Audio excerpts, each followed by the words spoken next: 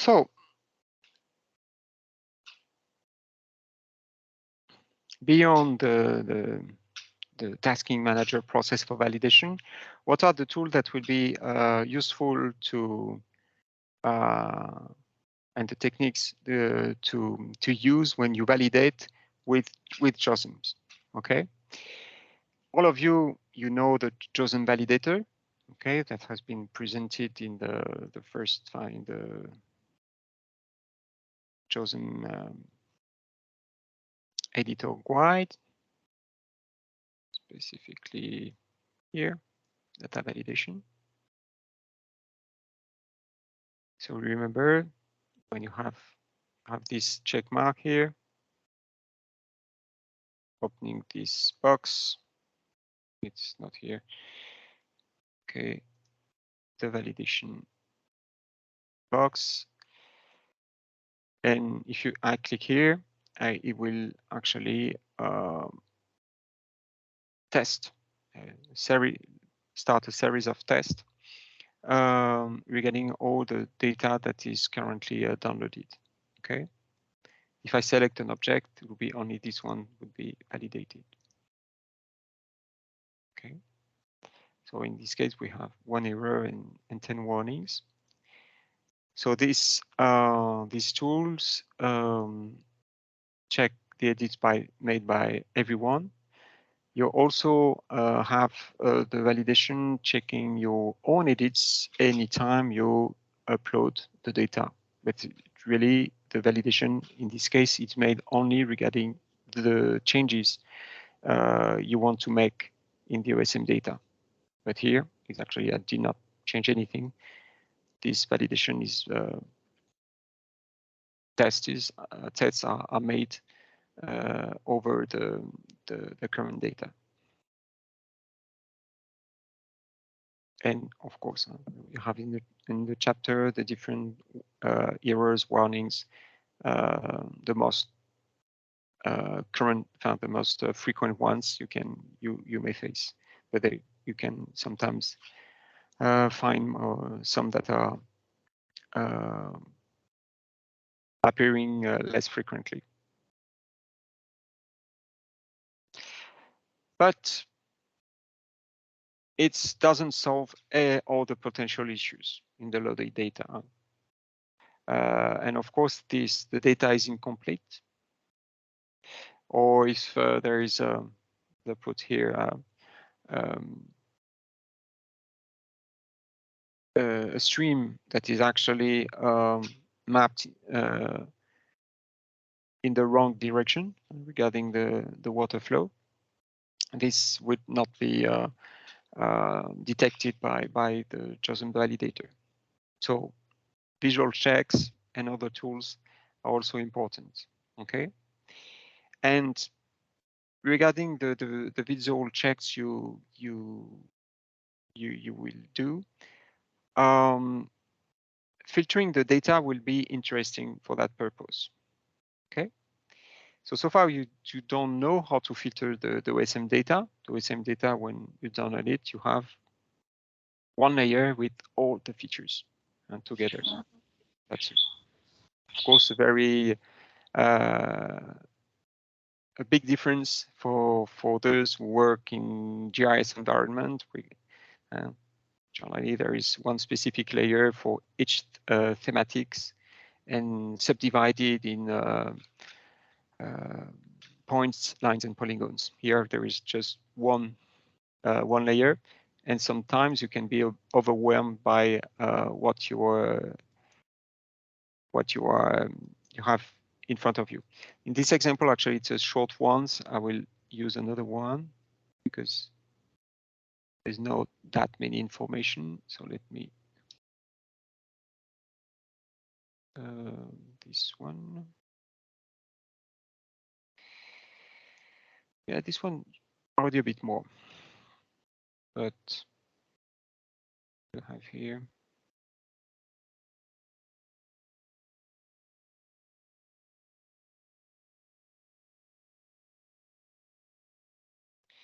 Let me show there is a large.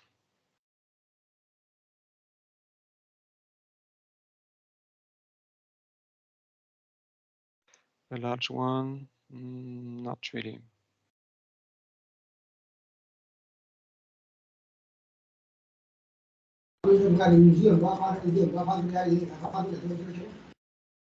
So yes, I will take maybe these two.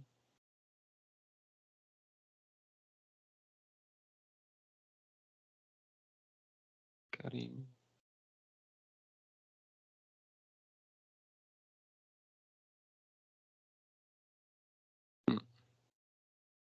Data actually. I will change for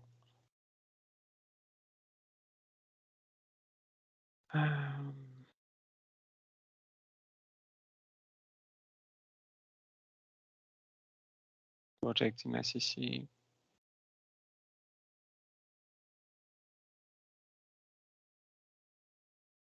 Yes, there's a lot of things you can do. Something very huge, for example, contribute.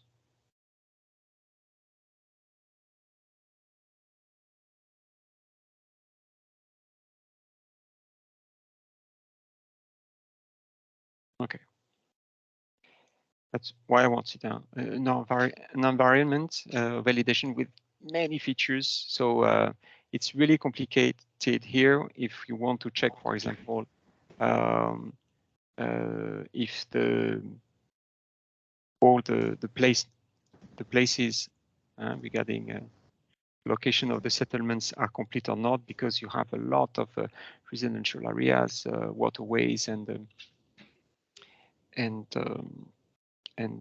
roads. So in that context, it's interesting to filter the information in OpenStreetMap. So the filters is this box, okay? And the features, the filters, they use actually the capacity of selection in JOSM. Oh, there is an open microphone. Okay. Okay, you had it, Joanna? I'm searching, but I cannot find it. And checking myself. Yeah. No. Oh, there's a video. I think it's okay now.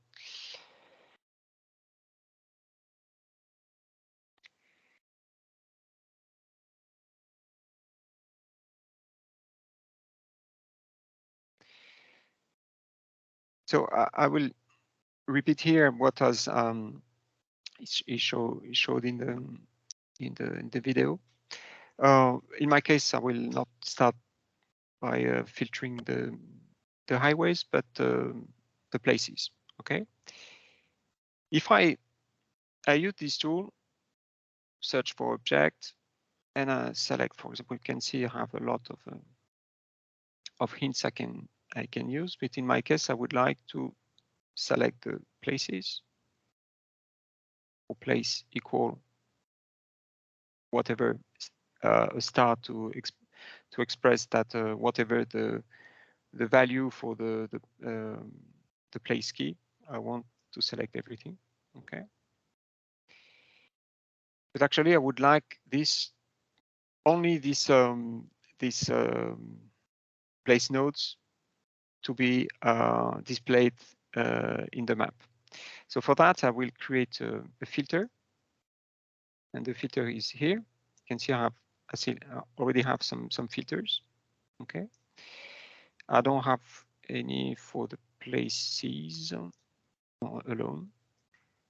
So I will create a new one, and here I can see it's no more a selection but filter. The same for the rest, it's the same window. Place equal, and I submit the filter, and now I have this filter.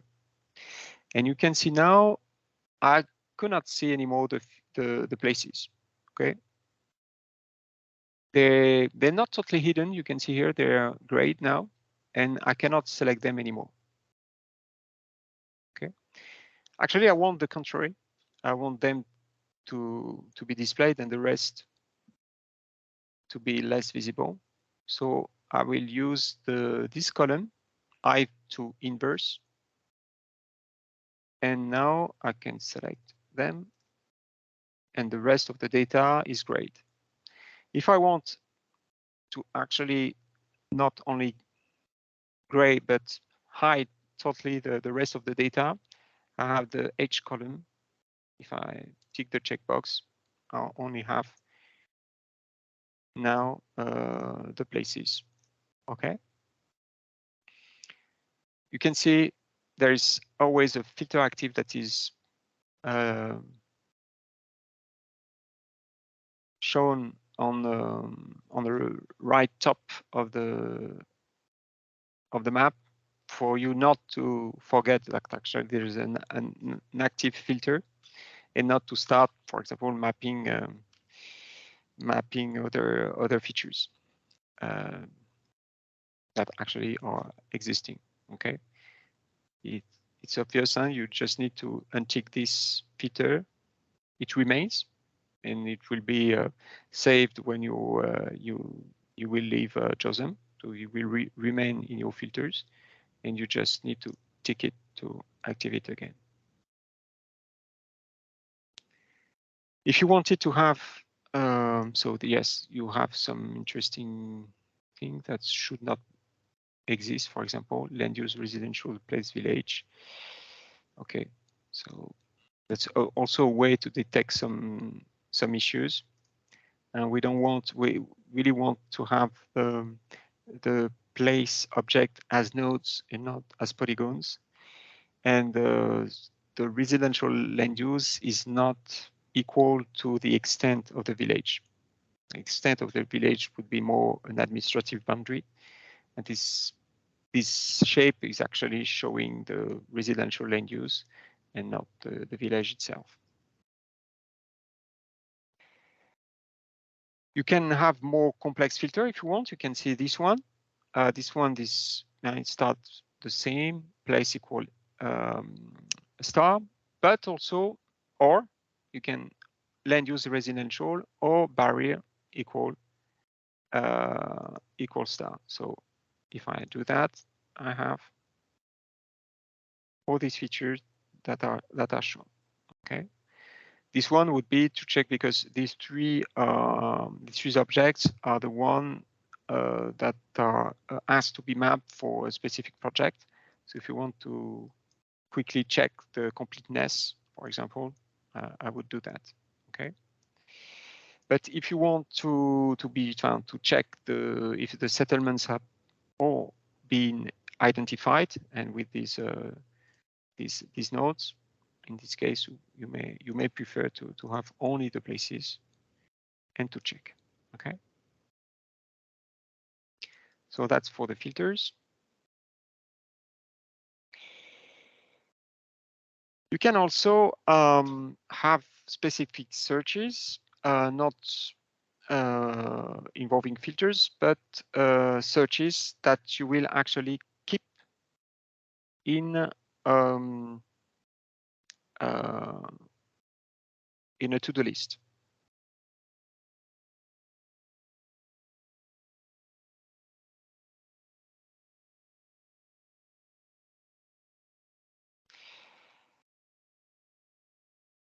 Let's say in the second step, you check that you already checked that all the settlements have been mapped, but now you would like to, so you did that quickly.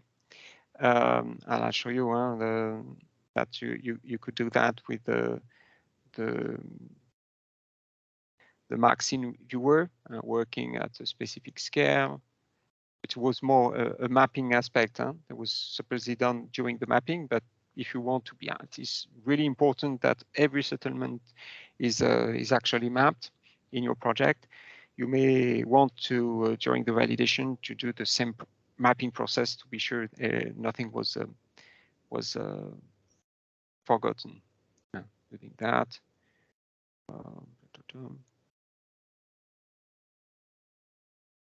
Scale be more this one. Looking at its scale and starting there. I have pink mark of what I've seen in the map. Okay, here actually I can see, well, supposedly I guess because it's large, the node settlement is out of my task. But this one, for example, is I think it's missing.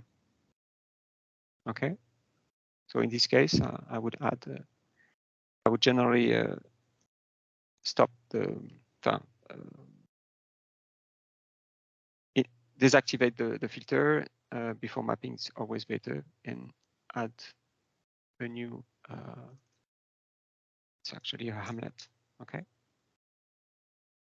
But once everything is down and you would like to be sure that the data is correct, that's regarding the place, it would be more about the tag, if it's the right category between isolated dwellings, hamlets, villages, etc.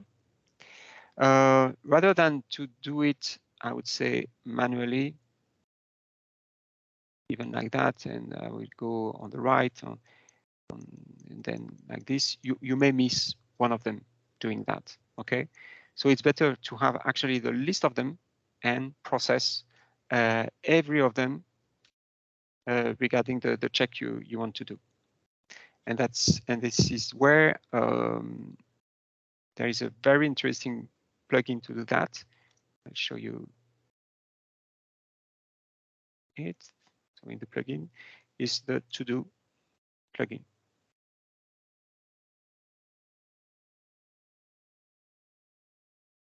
So I guess it's already installed and it's there. Okay, so it's a new panel on the right column. So let me just make a bit of space for it. So in my case, I want to review all the places. So I will make the same search I showed you at the beginning. Place equal search, place equal star, sorry. And I will add them to the to-do list. Okay, so there is 43 items. Okay, they are made of 31 nodes and 12 ways. Sum is 43. And in my to-do list, oops, sorry, I did not process anything so far, so 0%. And I don't need to move to pan the map to zoom in, zoom out. I will do that directly through the to-do list, so I will double click. That's we'll click on the zoom button. So here, for example, that's a residential. Yes, that's totally wrong. The residential, I don't want that. Place equal village. And I can see here that's an isolated dwelling. So in this case, I will actually delete this tag for that. As it's filtered, it doesn't appear anymore. But of course, I did not delete the object, but just the tag. And as it doesn't have a place equal something tag anymore, it's filtered, so it's not appearing anymore. And this one, I would change it for a village. Okay. And when it's done, and it's okay, I will mark it. You can see now have 2.30% out of my, because I made one object out of a total of 43. And here I have, okay, again, the same issue, isolated dwelling with a very small hut. And that is considered as, so as I'm mapping with Bing, that is not the most recent one, and I do not have access to Maxa to be, no, it doesn't work today. So I'm not sure if it becomes something like larger, because it's a very isolated hut in the middle of nowhere. It's more like a shelter than really a dwelling. I would say. So in this case, we do not map that as a node. Map that as a HUD, rounded HUD if we want, but I would not map based on the information I have on Bing. I would not map that as a place. And this, I don't know what it is. I would just delete it actually. Okay. So you can every time you will mark the thing, then you will process your checks. You have the completeness that is growing. You can, if there is something you want, it's a bit harder, and you want to start by the simplest features, you can pass. If I pass, okay, I go to the next one. Okay. And if you made any mistakes, it doesn't.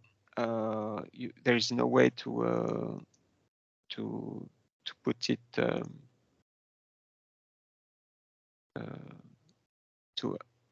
to undo or to change the to-do list. You can, if you want to clear it, you have that, for example. Because otherwise, the to-do list will remain. If you have hundreds of objects, it will be a bit sometimes tedious if you don't want actually to process that. So you can clear the to-do list easily and do another selection and add new things to check. Okay. So everything I showed you live or explained in this chapter. Okay. So there's no issues for you. And the to-do lists will be used a lot in the validation workflow we will use together. The one I will show you, the one we implemented in a guide. Okay.